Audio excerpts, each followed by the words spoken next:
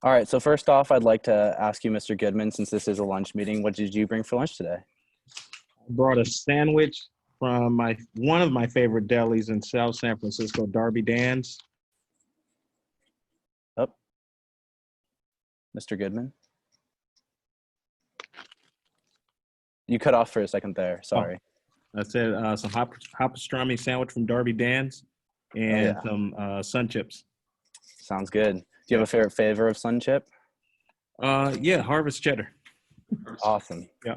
All right, so first off, I wanted to start by asking you, there's an equity training series for Skyline faculty and staff to participate in. Do you see something like this happening for students to participate in, as Skyline is the most diverse campus in the SMCCD? I didn't get the first part. Oh, Sorry. sorry. There's an equity training series for Skyline Equity. faculty and staff to participate in. Do you see something like this happening for students at Skyline, seeing that it's the most diverse campus? Yes, I think it's actually imperative that something like this program is extended to our students.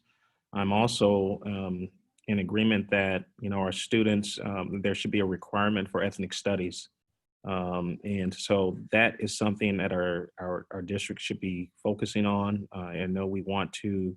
We've been hearing from our academic senate and some students, but there's not the groundswell of support that I think can be articulated on behalf of our students from the students. I think not just the board, but the district really needs to understand that this is not just a moment in time, but this is a time that we need to seize and acknowledge that the more work we do around race relations and equity and understanding is going to better serve us as our young people, as future leaders and current leaders within our community. Awesome. Well, thank you so much, sir. The next question will be, how do you plan to connect with students and create an impact for student community during the COVID-19 shelter in place? How do I hope? So I think, this is an example of just work that we can and need to do. That it's, again, it's an imperative that, our campuses, as well as our district leaders understand that we have to put our students first, and they should be central in any decision that we make. We have a campus college community that's made up of educators, classified staff, administrators, and students. And absent the students being present, it can be easy for those administrators that are meeting on a day-to-day basis, absent access to the voice of students, to sometimes forget the voice of the students. So I think opportunities like this creates for that not to happen. And so we have to make sure we continue to keep students engaged. We have to make sure our associated students are active and keeping our students engaged. But the connection between the district, our faculty, our staff, and the students is extremely important, whether it's informal or formal, because that's the reason why we're here. The data shows, as we, slipped into kind of COVID from March or in the spring, it was more or less like an emergency. But now here we are, 7-8 months into it, going into another year in 2021 for the spring of being online.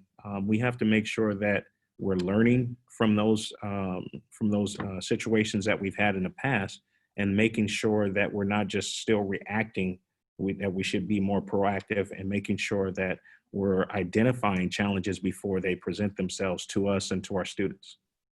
Thank you so much, sir. Thank you.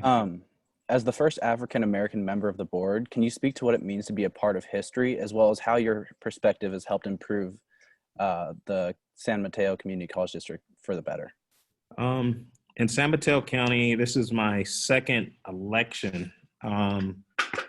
And I think, when I ran and won and served 2 terms on the South San Francisco School Board, I was the first African-American male elected. And getting elected onto this board, being the first person of color on this board, not just African-American, and then also being the first African-American male elected countywide. there's a tremendous amount of weight that comes with that. But one thing I try to focus on is that we're in 2020. Yeah. So to be the first anything in 2020 that's not a lot to be proud of. We should definitely have more representation on our boards. When you walk into a boardroom, as students, when you are serving as your student rep and you go to a lot of these committee meetings, and when you walk in, you should not be the only person of color or the second or third person of color in these meetings. And so that's something that I carry with me. And I think it's very personal for me because, this is, again, I talk about not being caught up in this moment, that we are actually in a movement. And when you're in a movement, there's a tremendous amount of accountability and responsibility one must have in ensuring that we focus not just on ourselves and what we take from this time, but for those that are coming after us, serving as true stewards to this time and to this moment and this movement that we're in.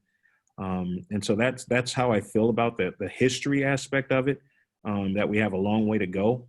But I think about my children, that motivates me.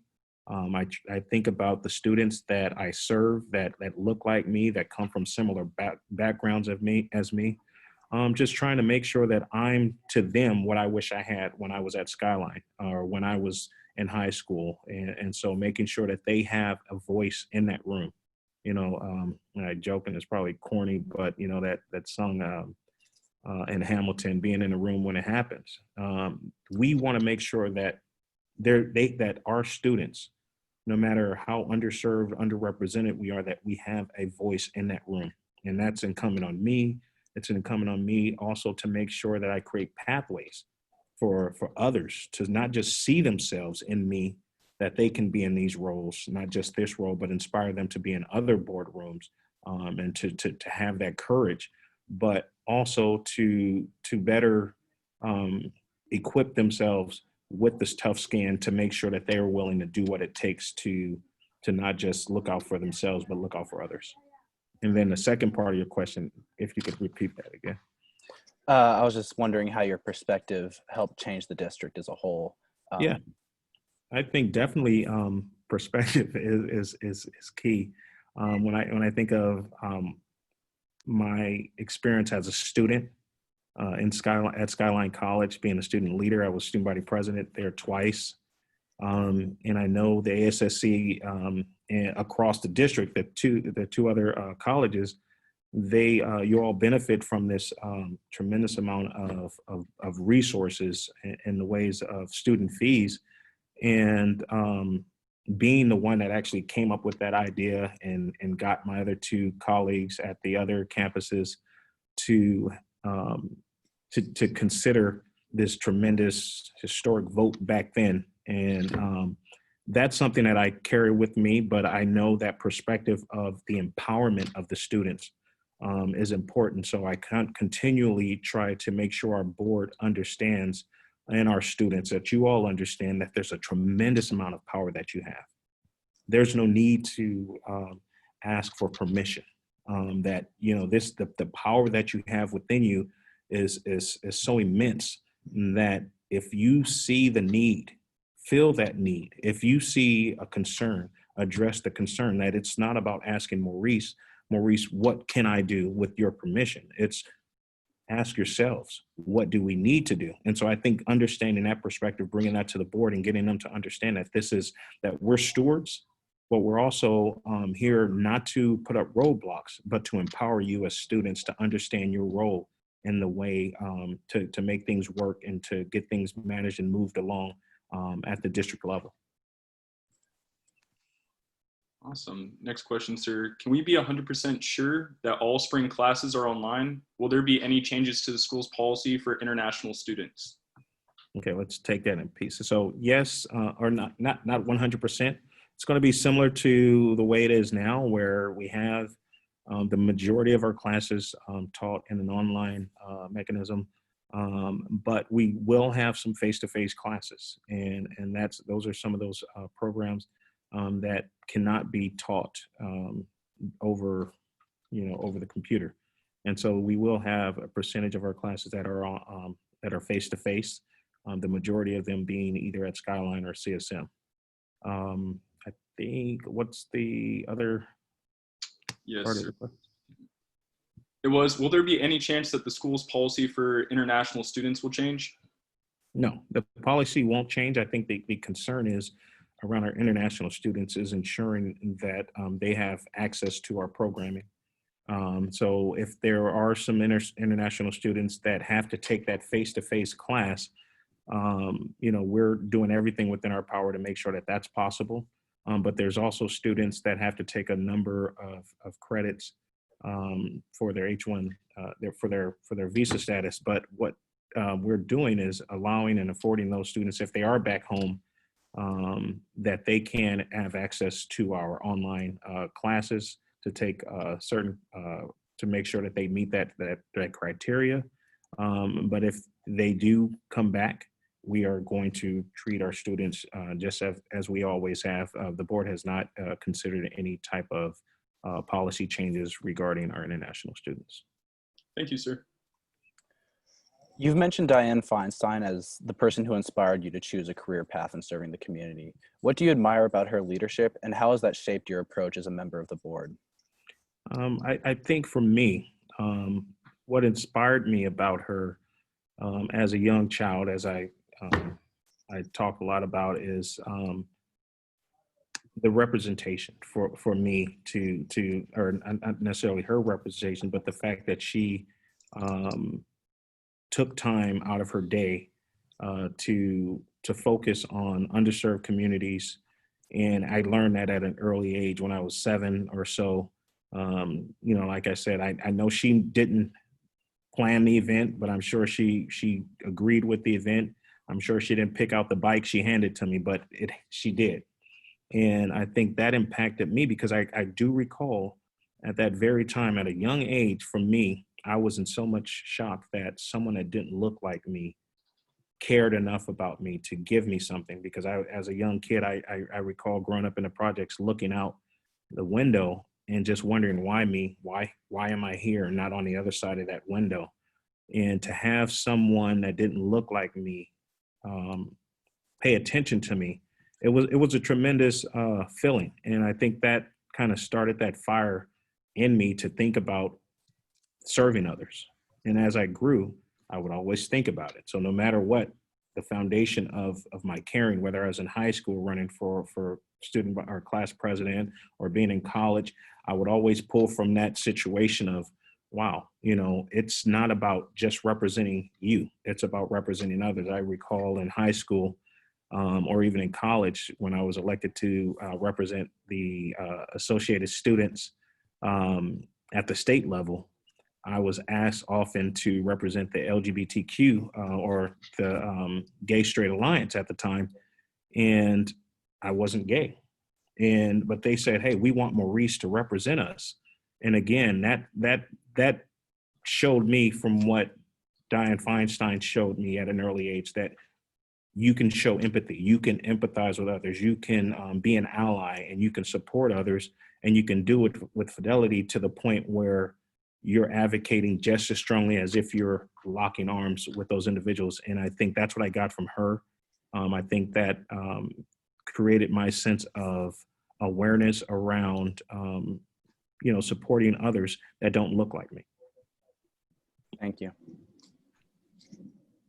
Alrighty, sir. With spring 2021 semester continuing online, are there any changes going to be made to ensure the best learning quality for our students?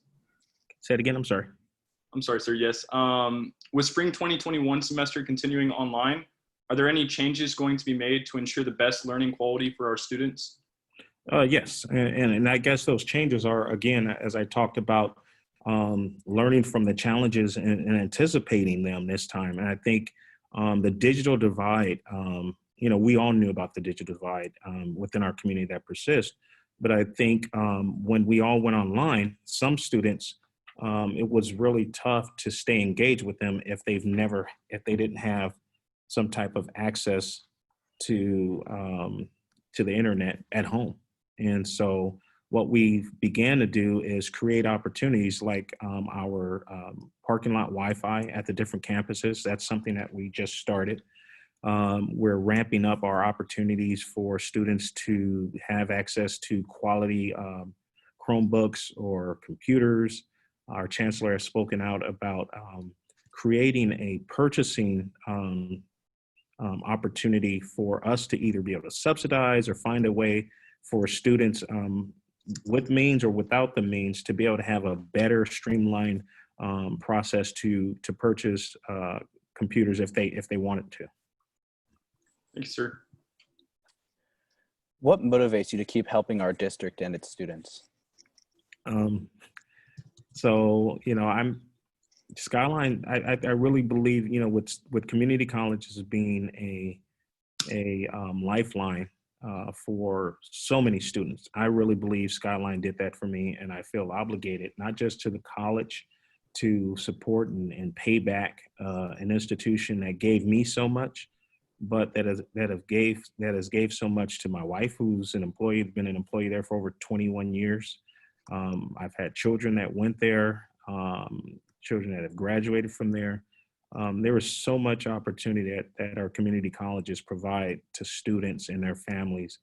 And my commitment to the college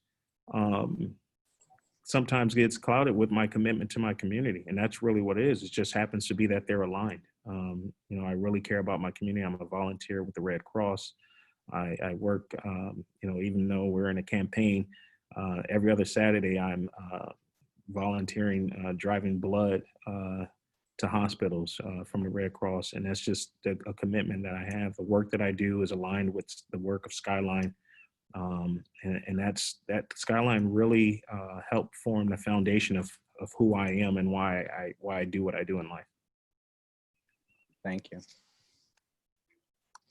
All right, sir. What are some actions or steps Skyline is considering in addressing structural racism? How can I or other students help push that effort forward? And again, I'm going to revert back to, like I said, understand your power.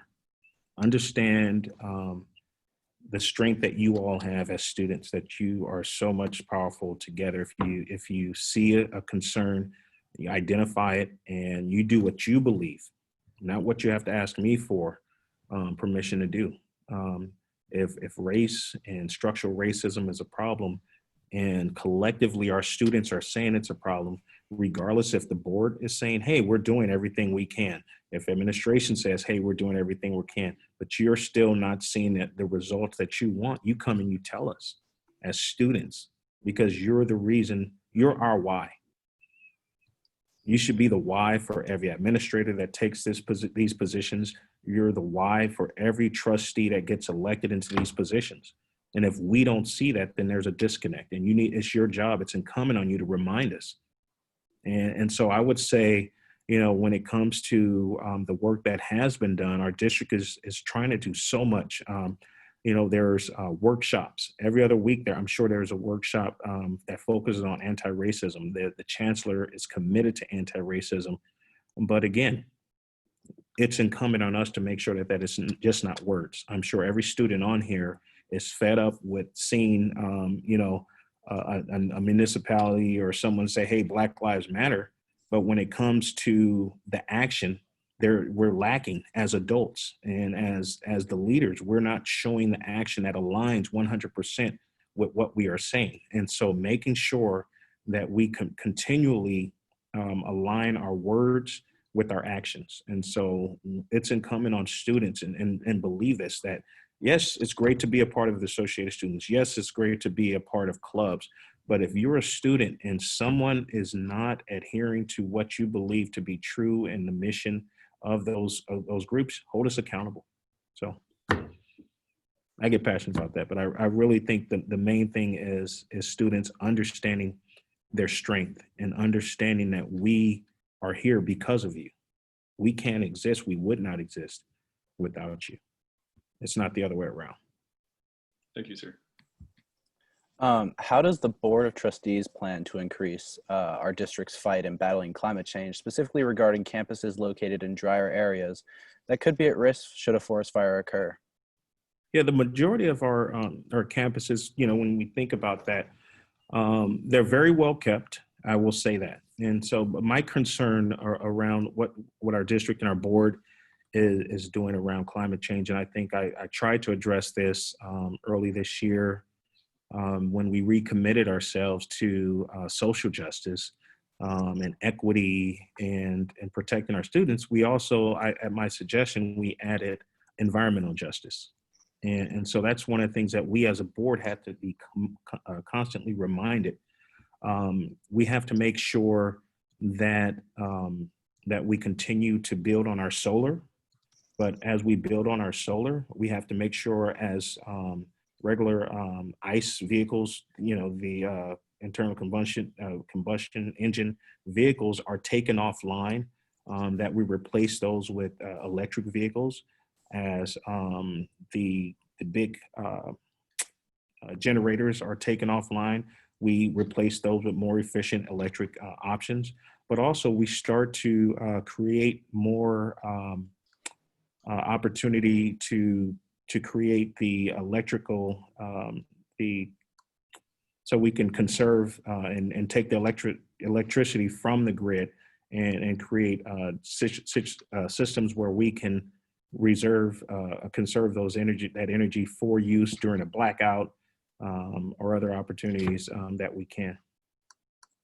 Thank you. What suggestions do you have for students that want to stay connected and keep clubs running? Stay connected in what way? As far as while we're online? Yes, sir. I believe for this one, it'd be more social. So like student clubs. I know on campus, we used to have a lot of events that students could go to. So I know we have the Wi-Fi and a couple other events like the food drive, but is there anything that the Board of Trustees is talking about to keep students even more connected or maybe have opportunities for social interactions? Yes, and on a board level, I'd say no, we're not. The last thing I did around keeping our students engaged was during COVID, early stages of COVID. Again, as a Red Cross volunteer, I noticed that the majority of Red Cross volunteers are usually 50 and older. And so that created a situation where if you were a part of the Red Cross, when COVID hit, in a situation where you would need a lot of volunteers, all of a sudden they were just like, hey, we can't do anything because this group, the majority of our volunteers are at risk. And so what I did was try to connect associated students throughout the county to be able to volunteer and identify themselves to take training with the Red Cross. And so those opportunities are there that, you're needed within our community. So take advantage of that. Volunteer with not just the Red Cross, the food bank. There's a county volunteer list that we also put out. But that's, again, just only volunteering. I mean, that's not just, but that's something that we need. But also social emotional, I think as young students, just connecting with each other, it can be very beneficial as well to your mental well-being. And so I think, creating socially distanced running clubs or socially distanced activities that you can do together in an outside setting is key, but also some of the more social things that you can do from home, where you're also helping out the greater community by being safe and staying home. And, I'm sure a lot of you play Among Us and things like that, having, virtual movie nights where you all can, watch movies together and things. So that just making sure you're there for each other. That's the most important thing, but being creative in ways that you can either contribute to what's going on, or you can make sure you're not contributing to the harm or the potential for harm and staying home, and then making sure you find other creative ways to engage each other. Thank you, sir. Being a past graduate of Skyline and a previous ASSC president, do you think Skyline has changed for the better over the years? And what would you bring back from your time as a student that has gone away, but help make the campus better for students? I think, so for me, the campus has definitely changed. It's a beautiful campus. That's a given. But for me, one of the things that I would change on the campus, Hmm,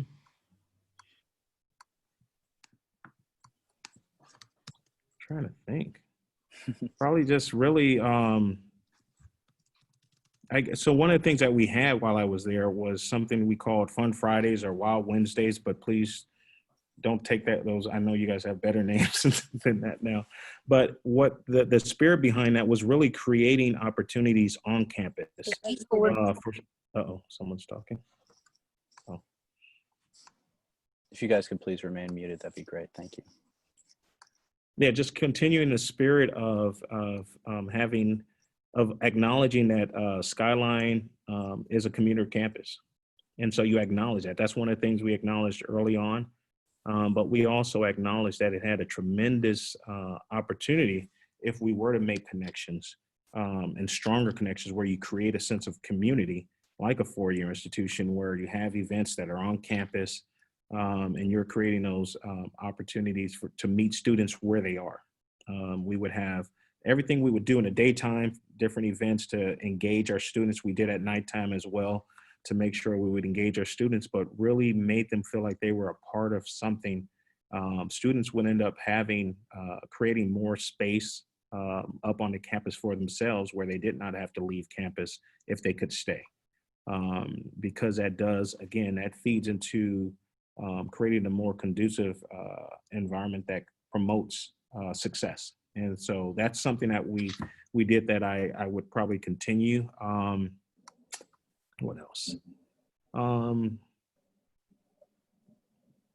Just creating more access by the associated students, understanding that the programming and support that you all have access to now because of the added resources that have been made available to you, that you use it and that you use it with intentionality around student success, around areas, not to supplement the district, because the district is very well funded. The district is, so we have access, but it's about us making sure we're using our funds.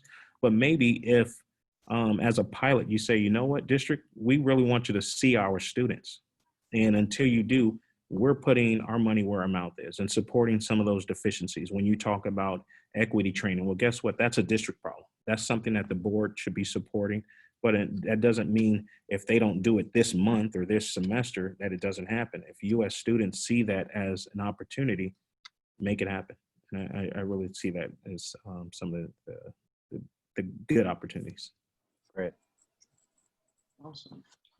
What are some challenges or obstacles to online learning that you or the board didn't notice before transitioning to an online platform?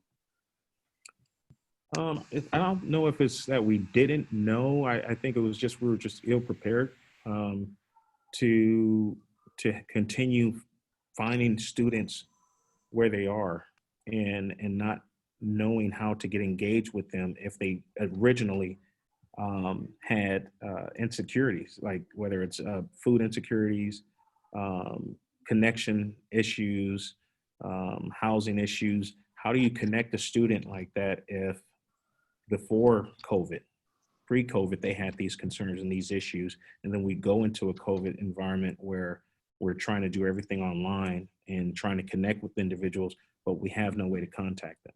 And I think that was something we could have better prepared for. And sometimes you can't prepare to get in touch with them, but you can kind of create a situation where you have the bat light up, the big signal that you're saying, hey, we're still here for you. We know we can't see you, but we know you can see us. And we make sure that signal, the bat signal is so bright that every student knows that if I have a concern, no matter what that concern is, I know I can get some of those resources addressed by going to this portal. And that took us some time, but we do have our portal up. Let's see, I think it's COVID-19 .smccd.edu. And all students now, can go to that website and that portal. And if they're experiencing anything COVID related or anything around any different insecurities that you have with basic needs, you can get that support. And I think that's something that we were a little slow. We were still providing that support. We had a food bank at Kenyatta College, and now it's up at Skyline College as well. And we're serving families left and right through a tremendous partnership between our district and our with the food bank. And so those are things that, you know, we're doing, but it was a little slow trying to make those connections. Awesome. Thank you, sir. Yes. All right, this is going to be my last question for the view, at least. With many important social justice propositions on the ballot in November, which of these specifically is your campaign pushing for? And could you speak on the importance of voting? Hello? Hello, can you hear me? Yeah, you froze or I froze. I'm not sure which one. Okay, here, let me just repeat the question. With many important social justice propositions on the ballot in November, which of these specifically is your campaign pushing for? And could you speak to the importance of voting? Oh, yes. And so, yeah, I'm all for voting. I think the most important item on there that speaks to the importance of voting is Prop 18. Prop 18 allows for those that are going to be 18 by the election day that they could vote during a primary. So that's definitely something I'm supporting. I support Prop 15. I support Prop 16, vote no on 22. And, but I think it's about being engaged. You know, I think more recently we were all, or at least I was in shock to find out about the Breonna Taylor news a week back. And I think it shook me, but I think what happened, it also kind of gave me a little bit more enlightenment and to really push for local elections, to push our young people and young people and old to really understand the importance of local elections, because it's those local elections that put individuals in place to speak to what's important to us, whether it's a district attorney making that decision that's aligned with what we believe, making sure that policies and laws locally, whether it's local, countywide, or statewide, that we have to make sure that it's not just, oh, I vote every 4 years, or I might vote every 4 years. But we have to understand that a lot of what's going on in this and in our country, it starts locally. And so it's very important. While I want your support and I need your support to continue doing what I do, I want you to just vote. You know, as young people, it's great to say, hey, I got an opportunity to hear Maurice speak, but this other guy speaks to me. If that gets you to vote, if that gets you to stay engaged, then that's what I want you to do. And so that's how important voting is to me, that it's not about me, that it's so much bigger than me. It's about us knowing that we all have a role to play in the improvement and the quality of life of our community as stewards. Thank you. Also, that was my last question for the Skyline ASSC, sir. Okay. If you'd like to open it up to student questions, that's up to you. Yes, of course. Okay, great. Yeah. Awesome. I actually have one right here for you, sir. That was messaged to me earlier. This is from Christian Carlo Carrera. I'm sorry if I got that incorrect. The question is, Skyline College is still without a program coordinator in the ASTEP or UMOJA learning community. As a trustee, how do you envision the board's role in furthering next steps to build out adequate support for Black students that attend Skyline? Oh, okay, Emoja. Okay, you spelled it out. I was like, what is it? Okay. Yeah, so yeah, no, as I was actually one of the first members in graduating class of A-STEP at Skyline College. And A-STEP is important to African Americans at Skyline College. It gave me a sense of belonging. It gave me a sense of support and family. And while other groups at our college have support, and it seems that there's a lot of attention, I strongly believe that there should definitely be support for our A-STEP and Emoja students to be able to have a sense of unapologetic support, unapologetic belonging within the Skyline College campus. I think it's important for our board to set the tone to make sure that we are being responsive to our students. You can't be anti-racist if you're not creating a space for African American students. If you have a budget of $1,000, $2,000, that's not a budget for a program for success. And so again, that goes to my words around saying, hey, Black Lives Matter, but we're not going to have any action with it. And so I think, again, it's incumbent on US students to come together. And if it doesn't make sense to you, it probably doesn't make sense to us as well. And so, but guess what? I'm looking at you all, for those that have your videos on, think about it. What can you do to make sure that A-STEP and Emoja and other student-led programs or programs that uplift our student community, what can you do to make sure that they get the support that they deserve, and make sure that the board is aligning their actions with their words? Thank you, sir. It looks like we have another question down here. Hello, Mr. Goodman. I read your website and I read that you are closely involved with a mentoring program for young Black boys in STEM. However, I'd just like to know if you have any programs and ideas in mind that will make the youth more inclined with the cultures and arts. I personally believe that arts, humanities, and social sciences are being overlooked as compared to STEM programs. What is your take on this? Yeah, early on as an educator, people get caught up on words like STEM and adding the A to make it STEAM, and that's what it should be. The program that I created was actually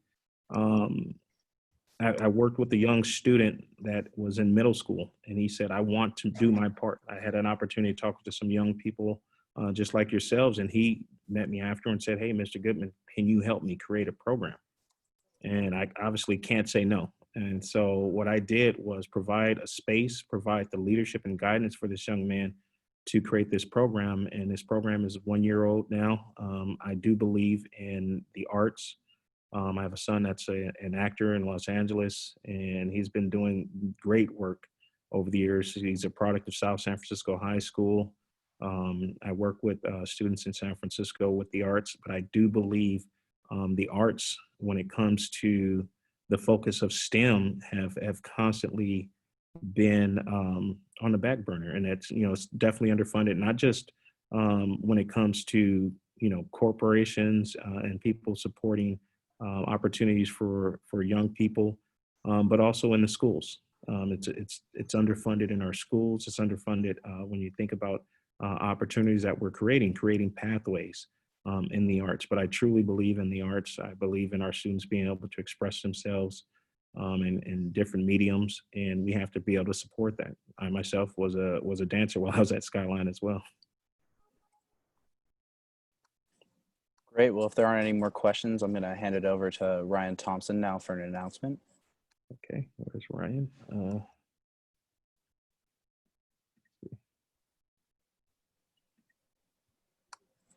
Ryan, are you there?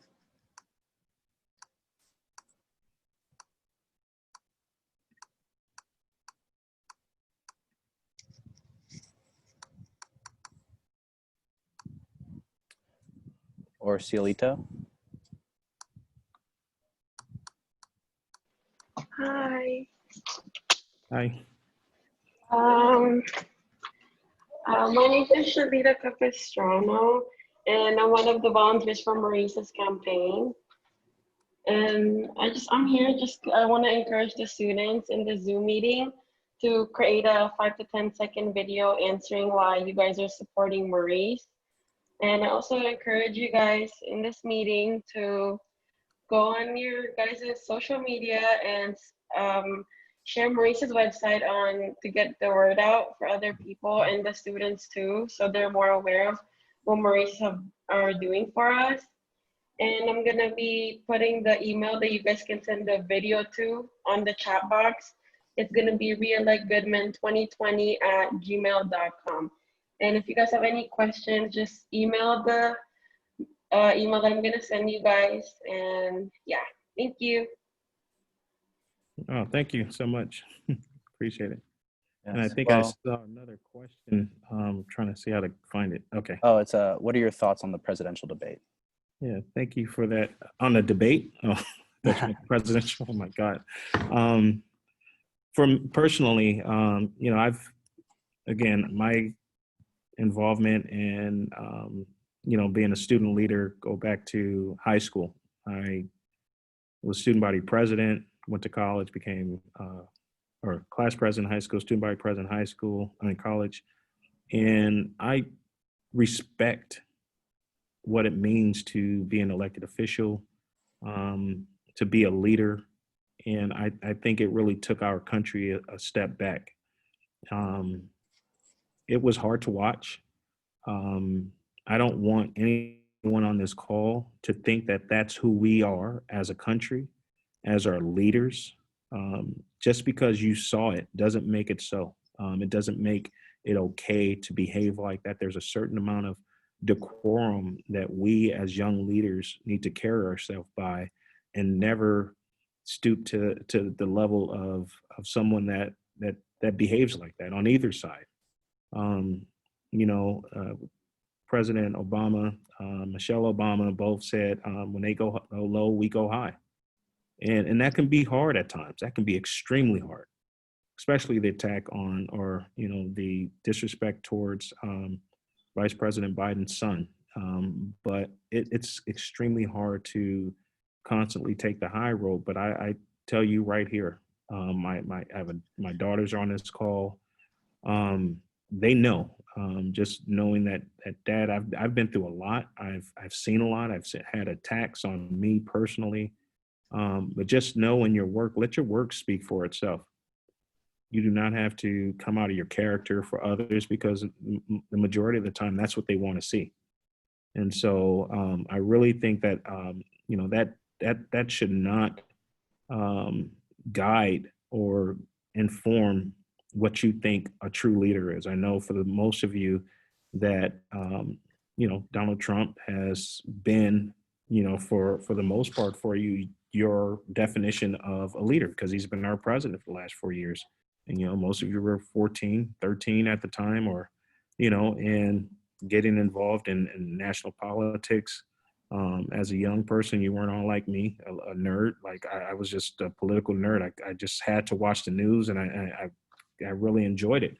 But for this to be the first an introduction to you as what a leader is, you deserve better. We deserve better. But guess what? You can be better in every way that you interact with others that don't agree with you, that you can have discourse. You can have respectful discourse. You can agree to disagree. But there are some things that you say, hey, you know what? That's a non-starter. If you don't respect others, if you can't say, I disavow racist and things like that, that's a non-starter. But that doesn't mean you stoop to their level. So that's my thoughts on it. All right. Well, that appears to be it. Thank you so much, Mr. Goodman, for your time. All right. If there's a way, I'm not sure how to do this. If you guys could take your videos and go live so we can get a picture, is that possible? Yeah, if everyone could turn on their cameras, that'd be great. If not, it's okay. I don't know how to do the camera, so I don't know if someone else could take a picture or screenshot or something, but it'd be good to at least acknowledge I got that. you. I can take the picture. Okay. Oh, who's that, Martina? Yeah. What's up, Martina? Oh, I didn't even know you. Hey. I'm just not I'm not opening my camera, but I can take a picture of everyone Yeah, else. like go to the different screens and grab one. Hey, wow. Got a lot of you guys on here. Hi, Christopher. I'll do the other part too, Martina. So we got double action going. Yeah, and while you're doing that, I just want to say thanks for joining me today. It means a lot to see that you're all so much engaged in this process, and you care about those that are going to be making decisions on your behalf. And so, by far, like I said, I know this isn't the right thing to say, or maybe it is. That I want you to make sure you find out about others and make the decision, and that you can stand by and say, you know what, I voted. And I stand by my vote. I'm going to hold them accountable. And but it doesn't stop on election day. Show up. With No, that being Ryan's said, on now. everybody just, oh, is he? Mhm. Hey everybody, what a you great go. turnout of students today. My name is Ryan Thompson. I've had the pleasure to help out a few weekends back with both Trustee Goodman and James Coleman on their campaigns. And it was an amazing experience to be a part of something that is helping shape my future in my community. I've put a link in the chat and would ask everybody if they're interested in volunteering and helping re-elect Trustee Goodman to the SMCCD board, please fill out the form. And somebody from the campaign will reach out to you. And thank you everybody in advance for all of your help. It's going to take everybody. Thank you. Ryan. Okay, let me take this picture. All you got to do is, fix your hair, do whatever you got to do. I'll give y'all 30 seconds. There's hella people, so I have 2 screens of folks. So please, just, give me a 10-second pose. 1, 2, 3. And then I'm going second screen. Keep it still good. 1, 2, 3. Perfect. Thank you, everybody. Thank you. Thank you. All right. Thank you, Mr. Goodman. Thank you all. Bye-bye.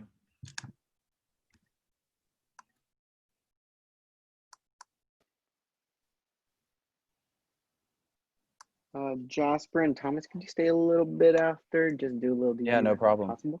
Thank you.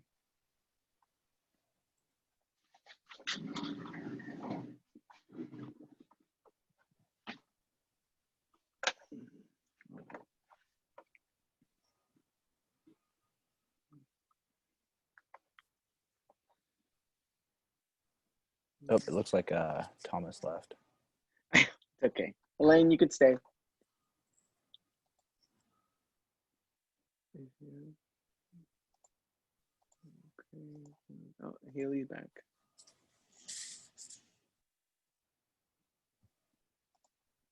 Okay, hold on. Let me see if I can invite Thomas back.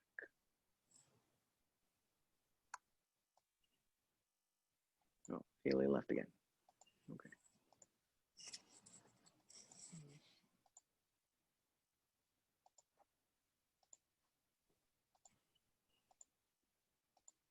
Alrighty. I just had to manually kick people out.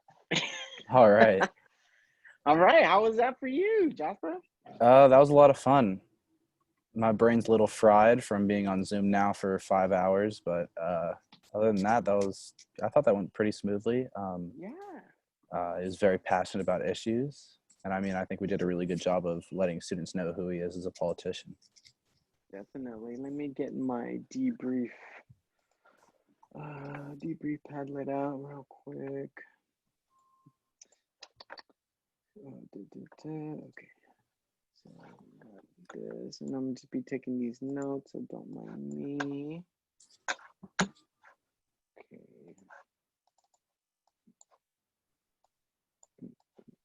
All right. So we have Jasper, we have Elaine, we have Alvin, and this is for voting for Goodman QA. Alrighty, my peoples. So Jasper, thank you for agreeing just to do a debrief. This is what I usually like to do during our events. Just simple. So I'm gonna share my screen. I like to definitely start with, oh, there's your faces. There you are. I like to start off with like a couple of words that describe your experience with the event. Then I move down to improvements, what we can do better. And then, we leave out with some kisses and affirmations. Sound good? Yeah. All right. Could anybody could start? Could you give me some words to describe your experience with this event? Informative.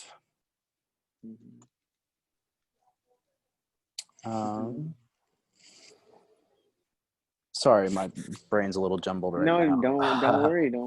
Take some time. Let's see, informative, insightful, just all the I words. Introspective. I think there were definitely some exciting parts of it. Do you want to be explicit? Which parts? Definitely whenever he talked about race issues and personal experience, it was just really nice to hear that perspective and just know that the people we elect are here to help us. It's nice to see good people in politics for once. I like that. Good people in politics. Thank you. Elaine, do you have some words to share? Yeah, one of them is engaging, because I saw the turnout. There's like a lot of people, especially from middle college. So it's good that the youth was there. Like younger people were there to like listen to Trustee Goodman. Okay, I like the smoothness of it. Yeah. Smoothness I think that was the most like thing that stood out to me. Right? It literally felt like y'all were just having some lunch and having a conversation. Yeah, no, I mean, he was well educated on the issues. He was able to portray them in a way that everyone would understand. It was very clear cut.